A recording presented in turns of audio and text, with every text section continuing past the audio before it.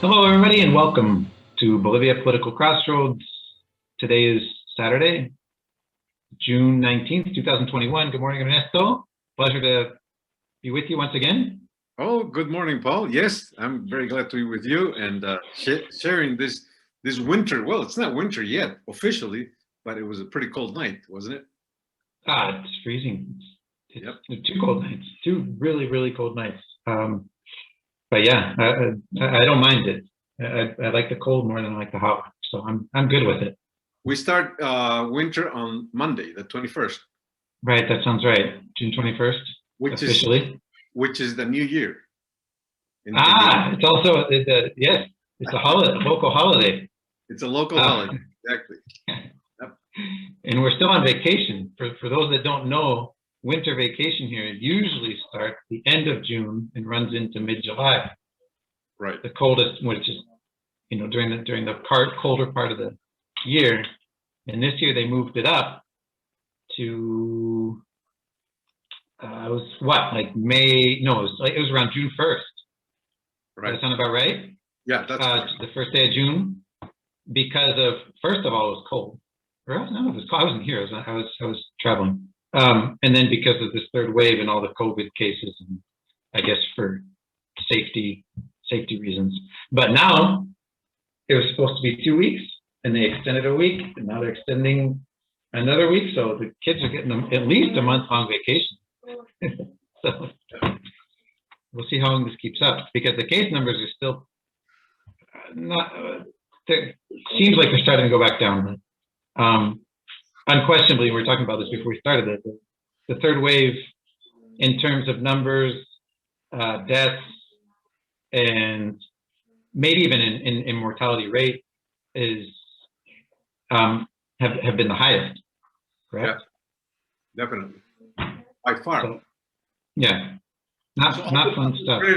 All the criticism of the mass with regards to Janine's term of office is absolutely innocuous by now, because this government is doing much worse if you compare it, especially because in this period they have the vaccine, which wasn't excellent point there with Janine. But still, the number of people that are getting the virus and people that are dying is much higher now than during Janine's term. Yep. Yeah, it's that's definitely the case. And yeah, there's a lot of how do you say that? Hypocritism. How do you say there's a lot of hypocrisy. That's the word I'm looking for. Sorry, I couldn't remember how it ended. Hypocriticism. How does that go? Hypocrisy. But anyway, yeah, it's pretty interesting and scary, definitely, for the people who haven't been vaccinated, and don't have it available. That's definitely an issue. Well, I guess since we're on the subject, we can talk about that a little bit. Talking about vaccinations, so they've been going by the age groups, right? And starting, I think it was supposed to be in August that they were eventually going to get to the 40 and up, right? Right. And they, at the beginning of June or late May, they were still in the 50 up age bracket, and the third wave was well in effect, with the highest case numbers, daily case numbers, and death numbers climbing. And so they moved it up to 40. They decided to implement the 40 and up bracket sooner. And part of this also is that a lot of younger people are dying, which we didn't see that before. They used to say, and it used to be the case, that most of the people that were dying from this were 60 plus, and people with underlying health issues. And now that's not the case. You hear about all people all the time that are between 30 and under 50 and 30 to 40, 45, whatever. I have personal friends that have been in the hospital for weeks that are my age, and you hear about people dying. So it's a concern. Oh, unquestionably. Well, that's the situation right now. And the big change is that in Bolivia now there's the vaccine, You mentioned it. Things should be working out better, but they're not really working out better. Um, the No. curve is going up. Nobody knows whether we have reached the peak or where there's going to stabilize at this point, but it's just going up and up every day, and it's just alarming. Now, I've seen some statistics last night that were aired in one of the TV on TV cable in Santa Cruz, and it was a interesting statistic because I never expected that. The numbers were. The question was whether the person that is being interviewed believes in the vaccination or not. And they went by ages. So what was strange of the results is that the people 50 and over, 50 years old and over, were the people that were highly questionable with regard to the vaccine. They didn't believe in the vaccine. They didn't trust the vaccine, of course. And they had big question marks regarding the effects of the vaccine. They were wondering what in the mid-run could happen. So many of those guys decided never to get vaccinated, which was terrible because these are the people that can really get hurt and die as a result of the virus.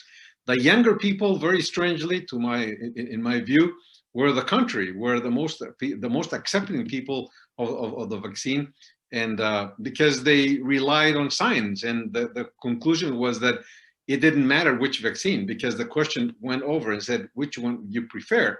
And the guy, many people answered and said, I don't know the difference because you need to be a scientist to know which one is better. But whichever one they can inoculate me with is better than not being inoculated.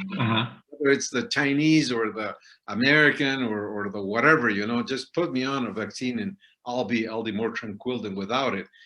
Very interesting conclusion. This were statistics about Santa Cruz, only about Santa Cruz, but still they were very interesting in my opinion, because I never thought that older people would be that reluctant to the vaccine, without any basis. But it's just the hearsay, people start hearing all this gossip and a lot of garbage out there. Yeah, there's a lot of garbage, and it's all over the world. It's not just here; it's all over the world. Oh yeah, no, it's not just here. Reluctancy is international. It's like a conspiracy. It's a whole different view of conspiracy, but it is a conspiracy. They don't want to be vaccinated, so that's a conspiracy against all of us. Terrible. I wonder how much. Yeah, I wonder how much of it has to do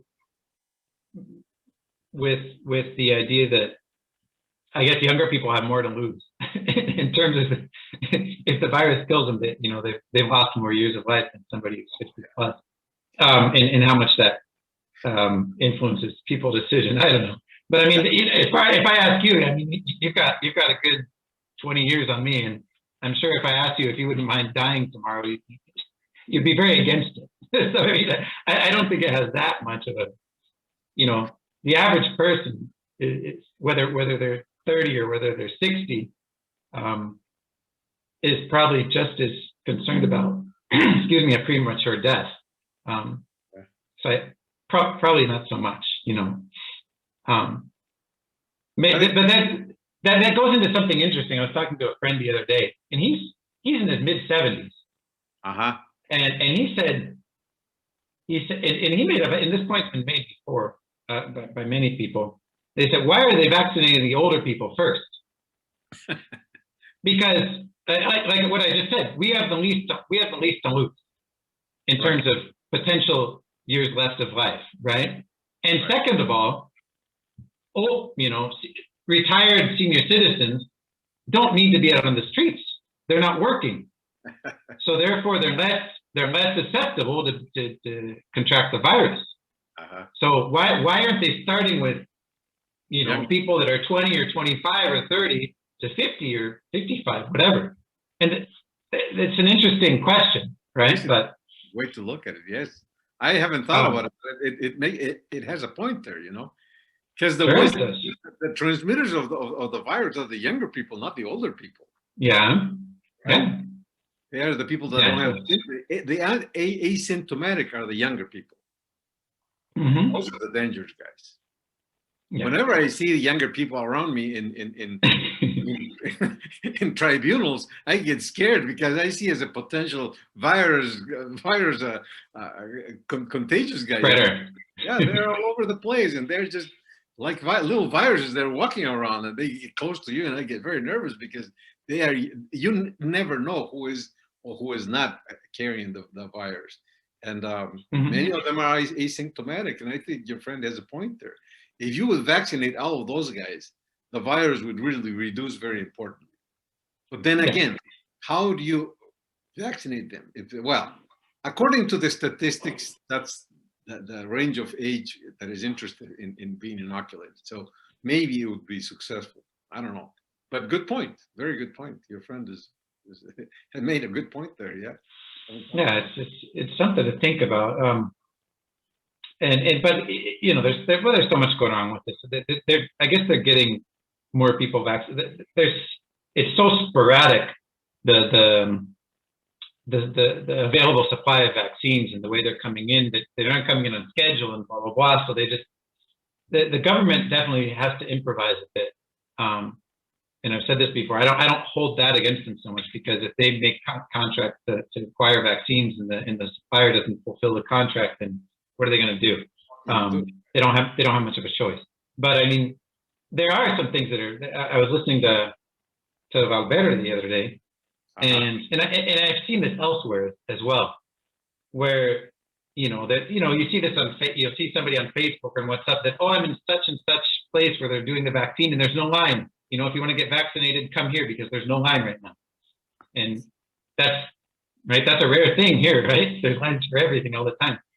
And so whoever, I think it was his son or something like that, he said, who was 39, Uh-huh. went to this place and there was nobody there. Or if there was anybody, there was two or three people in front of him. There was nobody else. Right. And they would not vaccinate him. He says, nobody, come on, there's nobody here. I'm 1 year out of the age bracket. They It, would. it, and that's, not just from a point, oh, well, he's not old enough to get it, but what are it's just the bureaucracy and the closed-mindedness and lack of foresight of, that's definitely on the Ministerio de Salud, on the Ministry of Health, having not implemented a measure to say, well, if at X site where they're vaccinating, if there's less than this many people in line and we have this many available, whatever, I mean, really, if whether you're 30 or 40, if you're in the age bracket or not, that's one less person that's going to get sick. And they say they don't know if people that are vaccinated can spread the virus or not, but most of the information at this point indicates that no. So, I mean, it's one less person who's going to get sick and probably one less person that's going to get other people sick, which is what it's all about. So, But anyway.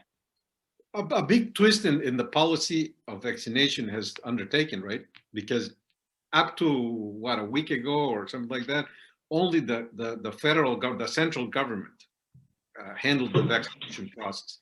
And like you say, they planned the vaccination. How many vaccines needed Bolivia, in how many months they would be able to inoculate the whole population.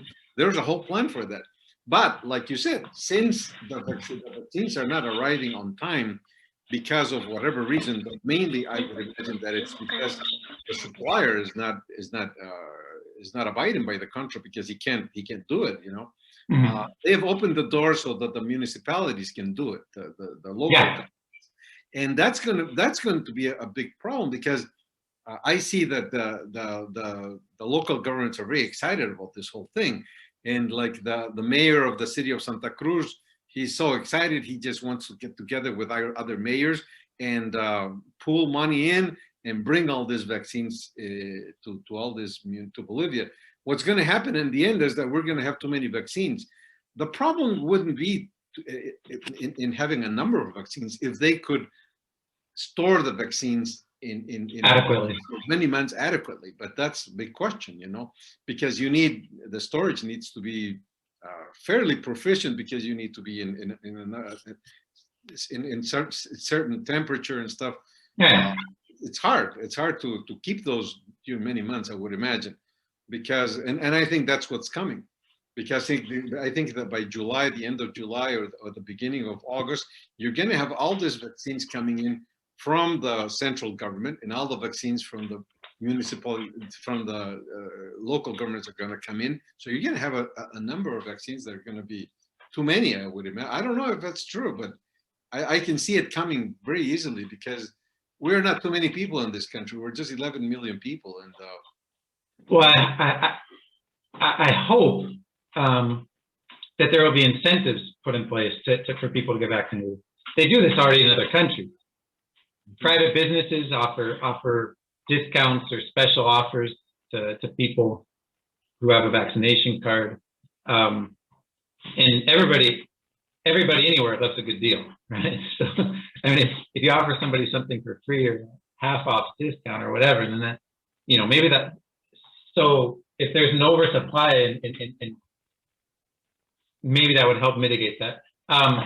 Another thing is that the government itself, or governments, I hope to see this. I'm not talking about vaccination passport, like you need to have a vaccine to travel to another country, or I mean, in terms of like, or to leave your own country, but just the fact that so many countries right now are demanding you have a COVID test, a negative COVID test, to be able to enter. And in lieu of that, say either you have a negative COVID test or you have a vaccination card. So the people who are traveling internationally, getting a COVID test is a pain in the ass, and it's generally, at least here, it's expensive. Getting the vaccine is free, right? And you don't have to get it every time you're going to travel. You travel. So, I don't know what probably wouldn't be a very large percentage of the population in general, but that's another incentive. And if governments start implementing those policies, then hopefully it'll get people on board. I'm not saying people should, again, the whole vaccination passport, you can't leave your country or go in another country unless you have it. But at least, give people a choice, either a vaccination card or a negative test. And that seems entirely reasonable to me. So maybe I get people to vaccinate. But the next issue is, how long does the immunity last? That's an answer that hasn't been answered yet. And I see that the big effort in the whole world is to be inoculated.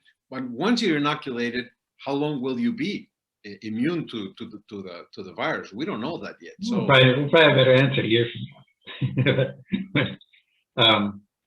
I did see that this woman. Do you see this headline? The first Bolivian to get vaccinated with the Pfizer in the trials in Argentina. She's a nurse in Argentina, but she's from Bolivia. Right. This was back in, I want to say, August of last year. Right. She tested positive like 2 weeks ago. Wow. So again, the viruses or the vaccines are not 100% guaranteed that you're not going to get it, right? But the probability is much lower. And then if she got it in August and we're in June, then that's 10 months, right? So anyway. 10 months is very quick. I mean, we are going to be vaccinating each one of us every, I don't know what, 6 months, 10 months or whatever, but it's going to be a constant in our lives. Yeah. Live with the vaccine for a while. But what does seem to be the case, at least at this point, is that if you get vaccinated and you get COVID, you get a very mild case, which is, so I mean, you personally don't have anything to worry about, but if you get it, give it to somebody else who might not have a mild case, not vaccinated, whatever. But, that's on the person who doesn't get vaccinated. At this point, it's, well, what about the people who aren't vaccinated? And this might sound harsh, but that's their problem. If you don't get vaccinated and you get sick because you don't want to get vaccinated, then that's your problem. What say whatever. I think it's coming to that. So I have a quick question for you before we close up this topic. This is a legal question.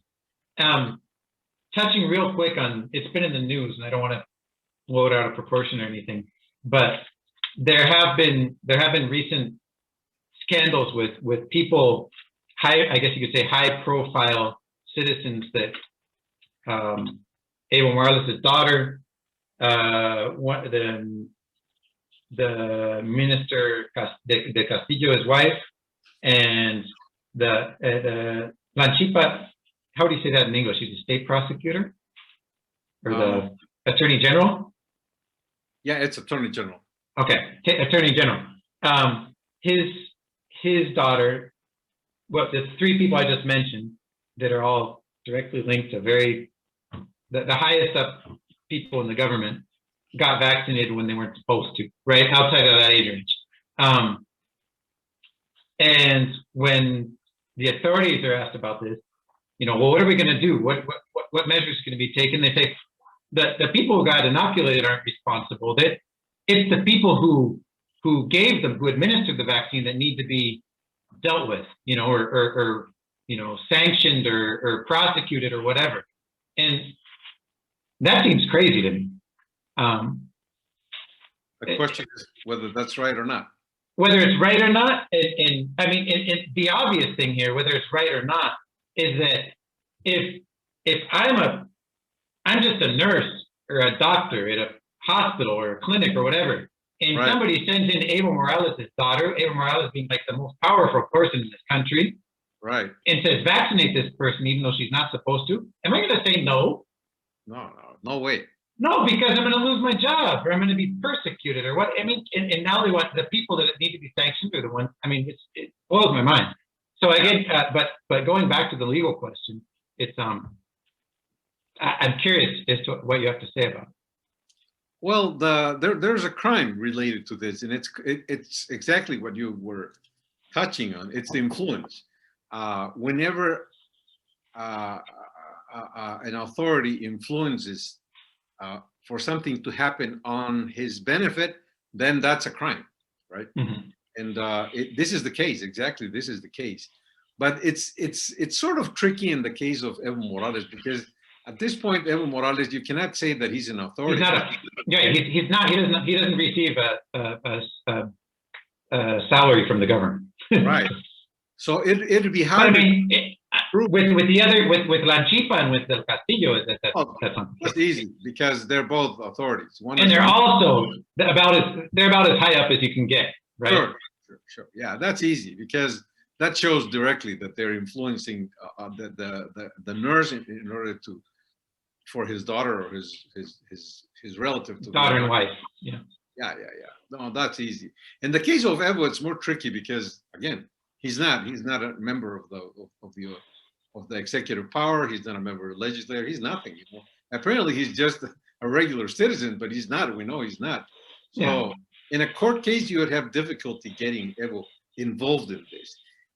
And but with the others, not so much. It seems totally abhorrent. I wish I had I wish I had the quote in front of me. I don't. Who said that? Right. But to say that based on what you just said, it's horrendous to say that the person that needs to be dealt with or prosecuted is the person who administered the vaccine and not the person. That's absolutely abhorrent. Yeah, it doesn't make any sense, any legal sense at least. Yeah, it's the influencer is the one who gets the guilt on this, who gets the responsibility, because you have a high position, you have a very influencing position. So if you use your influence in order to do illegal things, then you're going to be prosecuted and you're getting in jail. That's what the law says. And this is the case of the Attorney General and the Minister of Government. But it's not the case of Evo, because it's a whole, because even Evo could not be aware of what happened, because she is the daughter of Evo, and she is using the power of Evo, who is not. I see what you're saying. She just, but then again, she does have the daughter has a position in government. She does. That's correct. She works both her and prosecutor. She does work for the prosecuting agency. Yes, correct. Evalise does, and Lanchipa's daughter, I don't know if she does or not. She's a lawyer, but I don't remember if she works for the government or not. But in the case of Evo's, she could be tried in a court. She won't, but legally she could be tried, because it can be argued that she was using her position. And yes, prosecutors are very influencing, even if you're not the #1 prosecutor, because prosecutors are dangerous people. They can accuse you of something, you can go to jail because of that.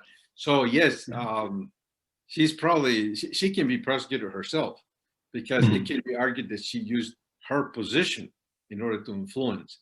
And adding to that, you can argue that she uses her father's position, which is the real truth behind the whole thing. Yeah.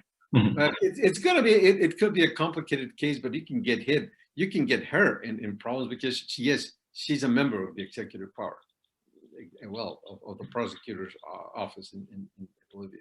Transitioning into Peru, that we wanted to touch on, that's one of the big issues that they dealt with, that they kind of was one of the factors in causing all the instability that they've gone through in the past few months. And how many presidents have they gone through?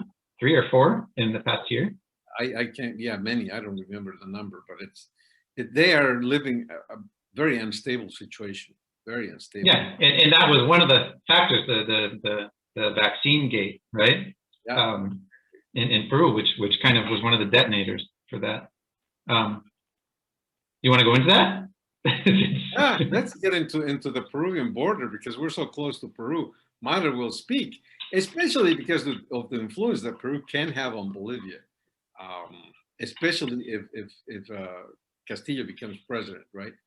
Because of the ties between the MAS and the movement of Castillo, and the involvement of Evo Morales' supposed involvement in Peruvian politics. I think I told you that I'm part of a chat in WhatsApp that is of Peruvians, because they lived in Peru for 3 years, many years ago, and all these people have gathered, and they made a chat where I worked at, and I get to read some news that are not available in Bolivia or even in international news, because they're interesting things, but they don't get to the big papers, you know. And one of the things that was mentioned the other day in the chat is that, and I believe this theory, because I'm going to explain it before I throw the news. It's stronger countries do not like to accept generally that they're influenced by weaker countries. That's a general rule in humanity, you know. In the country, you know, the normal thing that happens is that the stronger country can influence a weaker country. Yeah. That's okay, you know, it happens. Normal. What can we do? Yeah. But the other way around doesn't sound right. And this is the relationship with Peru has always been that way, ever since the colony, you know. We were always the Alto Peru, and they were real Peru, you know. So for Peruvians to hear that they can be influenced by Bolivia, it doesn't sound right to them, because they don't like to hear that, even if it happens, you know. Well, once in the 19th century, both countries were governed by a Bolivian at the same time. That was the Bolivian Peruvian Confederacy, but that's so long ago, they have forgotten about that. No problem. So, but the thing is, oh, you're frozen. Can you hear me? I can hear you just fine. Well, we'll keep going. If it cuts out, then it cuts out, and we'll pause it. I think we're having frozen communications problem.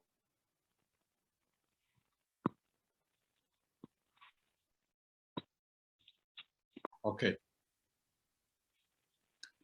So actually, this was the 19th century. It was called the Confederacy. The Confederacy in Peru, and the president was Mariscal Andrés de Santa Cruz. He was a guy born in the lake, in Titicaca Lake, and first, he became president of Bolivia, and then he became president of Peru, and then he united both countries, and we lived together for like 10 years, and then it was destroyed, the Confederacy. But again, you know, what happened now is something very interesting, because when I watch the chat, I follow the chat because and these are people that know politics somewhat in Peru. So I follow them closely to see what's happening there. And one day this chat appeared, and it said that in the southern part of Peru, especially in the region of Cusco and Arequipa, the whole southern region, there was a big influence of the MAS, literally like that, you know. And they were mentioning that people from the MAS were working in the southern part of Peru, not only doing campaign, which they mentioned that there was a lot of money, but it's mentioned that they also collaborated in the tricks, in the what they're good at, changing things in the and the voting system. But I don't know about that. What But about like acarreo and that kind of thing, like helping coordinate? the fraud thing, yeah, the fraud. But apparently, the fraud issue is something that is being coordinated among many countries, not only Bolivia and Peru, but apparently it's Venezuela is involved in that, because what has happened in Bolivia is pretty similar to what has happened in Venezuela, and apparently it's very similar to what has happened in Peru too. The actas and the signatures and the actas, that has the observations that were made in the hold on here, just to give people some background. Sorry to cut you off, because there's a lot of people that are watching that probably have no idea. Okay, the context here. So the elections were back June 6th or 7th. Yeah. Was the runoff, correct, between Fujimori and Castillo. And it took a good week or a little over a week for them to get the final recount, official count finished. And the difference is less than a percentile, right? It's I got to know, it's 50, Castillo, the guy on the left, Evo's buddy, 50.125%, Fujimori, 49.875%, with a difference of just over 40,000 votes, which is a very small number. The number of people that voted is 17 million. So that's what? That's 0.25. That's a quarter of a percent, right? Of a difference. And there's something like 800 actas that are vote tally sheets that are being contested, right, or appealed by Fujimori, right. Which could, we talked about, and this is what you're getting into, right, is that if those contested acts are thrown out, or actas, then that could potentially alter the results of the election. Yeah, exactly. That's probably what could happen if in fact they review all these actas that are being contested. But the point is that when Fujimori's people show what happened with those actas, it's pretty similar to what happened in Bolivia. And I don't know if you noticed, but because it's hard for people to have noticed because it wasn't too well known all over Bolivia. Do you remember Ingeniero Villegas, right? The guy that of course, Eduardo Villegas.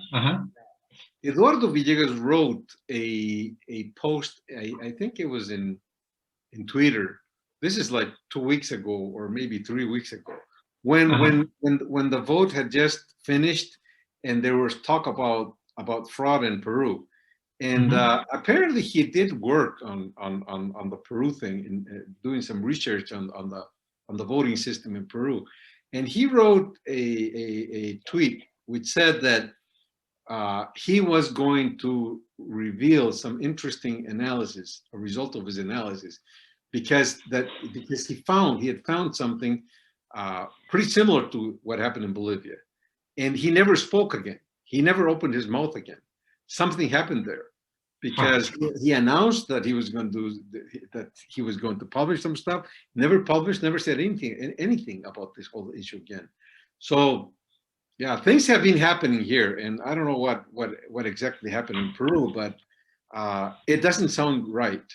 And if you look at the news in Peru, many of the campesinos or the indigenous people walked went by bus or by truck to Lima, and something is boiling in Peru in terms of violence. Don't forget that if you compare the violence of Peru and Bolivia, it's totally different. Sendero Luminoso is alleged to have killed something like 48,000 people in a decade. In the past. And the government has done its share, because they also killed thousands of people. So violence can be very bad in Peru, and there's a lot of talk about the group of people that are around Mr. Castillo, who is the supposedly winner of the election. Some of those guys allegedly have been senderistas from Sendero Luminoso. From Shining Path. That's the big apprehension about that future government, because they're both bad choices, right? I don't know what other people's opinions are, but it's Neither. I wish when there was a runoff, first and second place would get thrown out. You could just put the third place guy. Because shit, man. I mean, God, the implications of Castillo winning the election are, and especially for Bolivia, are really bad Oh in yeah. terms of and what you. Sorry, I don't want to take away the podium, and I don't want to No, go ahead. speak over you, but because this was something you were leading into, was that Peru and Bolivia. I mean, Bolivia having an influence on Peru is not something Peruvians like to think about. But Evo Morales, in terms of Evo Morales in Latin America at this point, is maybe my perception is distorted because I live here. But it seems that Evo Morales, and if you want to talk about figureheads for the left in Latin America, is probably at this point at the top of the list. Even though he's not he's not officially, in government, right? He's still the name that gets the most name recognition at this point. You're right. Wow. In terms of people that are alive, right? Yeah, I can hear you. Castro and Chavez are dead. So, but I mean, Evo's still around. Yeah, I think you're right, and it's worthwhile analyzing a little bit, because whenever I read news, international news, and they talk about the left in Latin America, usually they mention Cuba and they mention Venezuela as the leaders, right? And I think that that's correct, because in terms of influence, of money influence, that's probably correct.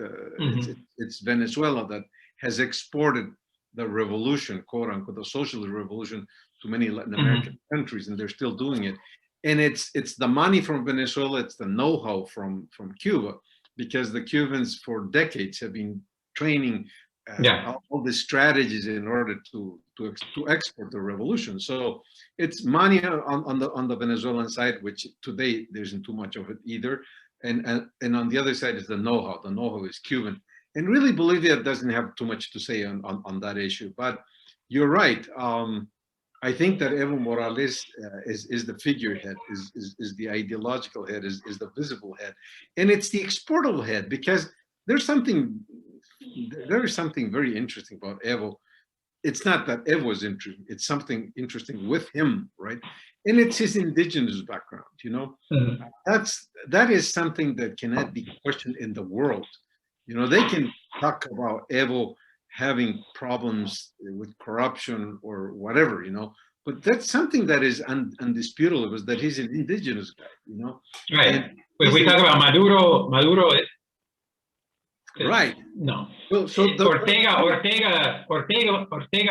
I don't know. What about Ortega? He's campesino. He's like, but he's not identified with the indigenous leadership, right?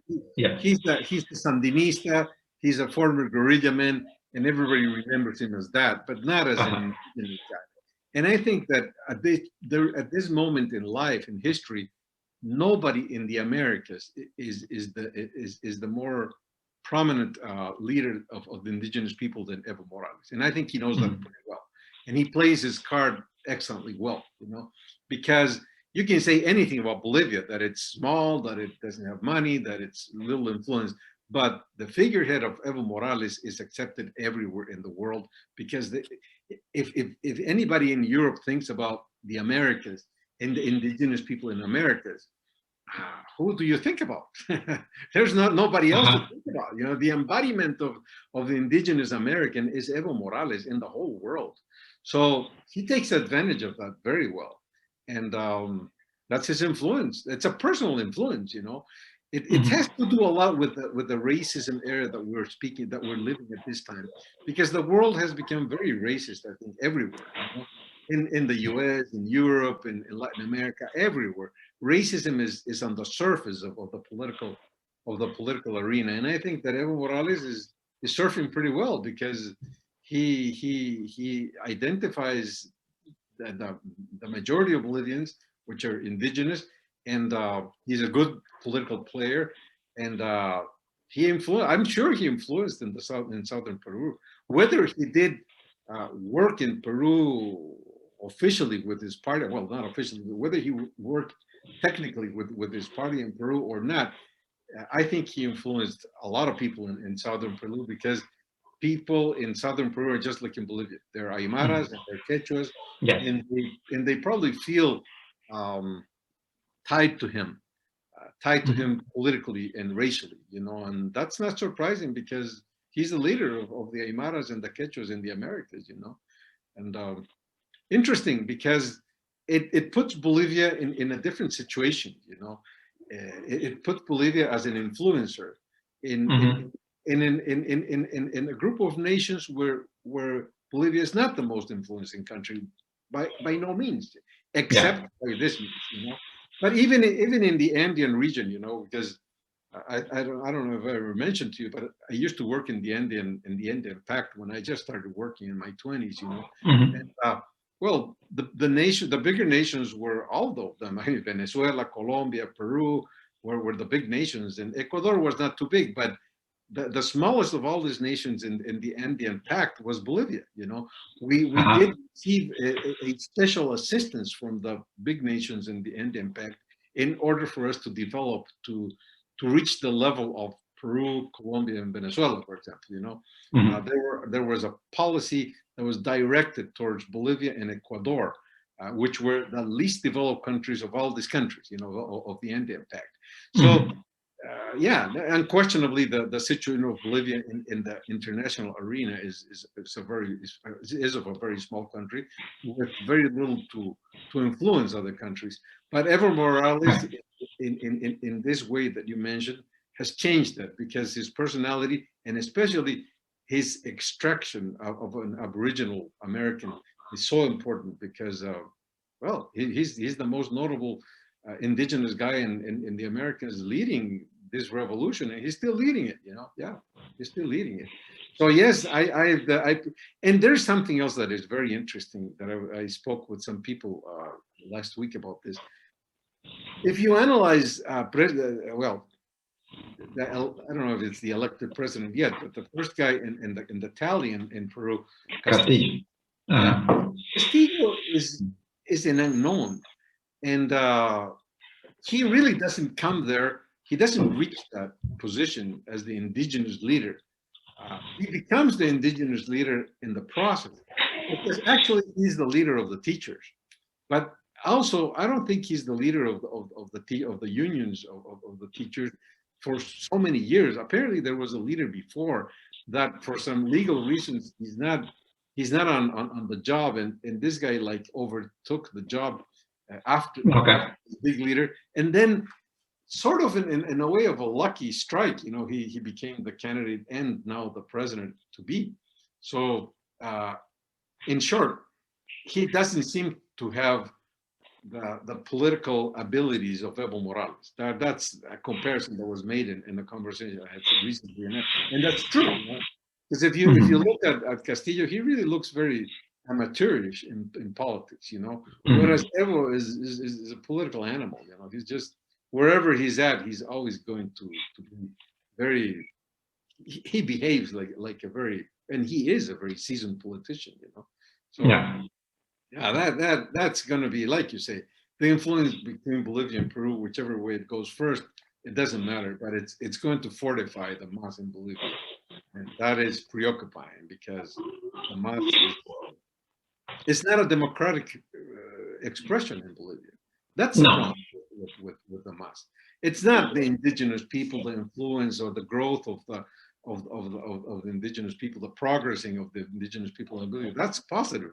I think that is the most positive thing that Evo Morales has ever done in this country. But Mhm. what is negative in Bolivia is that the MAS and Evo Morales are not an expression of democracy. They're an expression of autocracy, of It's it's dictatorship. it's it's an Yeah. excellent summary, and yes, it's concerning. I wish Peru had better choices, but Yep. because either way they go, it's yeah. What can we do? I'd Because like the to right say is also not happy with Fujimori. You know that, right? no. She's a crook, man. But I mean, yeah. I think she's best. She's got a lot on the line because if she loses, she goes back to jail, right? Yeah, that's interesting because exactly, she's on the verge of entering jail again. So wow, what kind of president? Yeah, yeah, they have very bad. It's been declared. I mean, that's still in a trial or in process or whatever. But Odebrecht has already testified that they gave her party money for the campaigns, previous campaigns, not this one. I mean, she doesn't need to be proven guilty. They've already testified. Hey, we gave. And so, what does that say? Geez, that's and crazy. What's about the whole issue about Brazilian money is that they have destroyed so many leaders in Latin America because they paid people, they paid all this leftist government, the Petrobras, but they never talked about Bolivia, right? Evo Morales was never accused of receiving money from Odebrecht. No, I don't think so. No? I remember. No. Yeah. In the whole investigation, there are some Bolivian names that are not Evo Morales, not even people from the MAS. There arise two names, but those two names belong to people that work in government before Evo Morales. Yes. Previous government, yeah. And I think one of them is even in jail right now in Cochabamba. I'm not certain about that. But the names that have been floating around are not people from MAS, and it obviously is Evo Morales. So, and that's also interesting because look how many people have fallen as a result of Odebrecht's scandal. Many people in many countries, not only in Peru. Yeah. Well, Alan Garcia killed himself because of that, Because he was being investigated. He can accept being investigated because Alan Garcia, so he killed himself. Yeah. Yeah. Yeah. 2 times president. Yes. It's terrible. It is terrible. Yeah. So we'll see what happens. I mean, like I said, I'm not rooting for either side. And whoever gets in, I don't think either of them are going to do the country much good in the long run. But anyway, in terms of it being selfish, I'd rather not see Castillo as president because that only helps Evo, and I don't think Bolivia is better off without him, without Evo Morales in any type of position of power politically, within the government especially. So anyway, but that can bring us back to, it's definitely another topic, and we're probably at a good point of where we should wrap things up for today. But going back to what you're saying about the indigenous identifier or figurehead for the political indigenous movement in Latin America being Evo, going back to Eva Copa again, because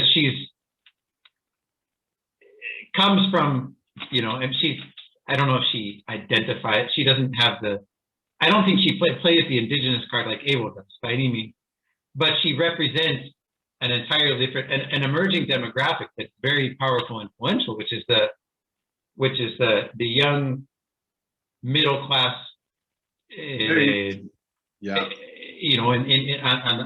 the western side of the country, from the next generation, right? There's a generational difference as well, and that's going to be important a few years from now. So anyway, that's an entirely different topic, but yeah, it's to be seen though. The big question mark about Evo's future. There was a guy. Well, not a guy. There's a theory among U.S.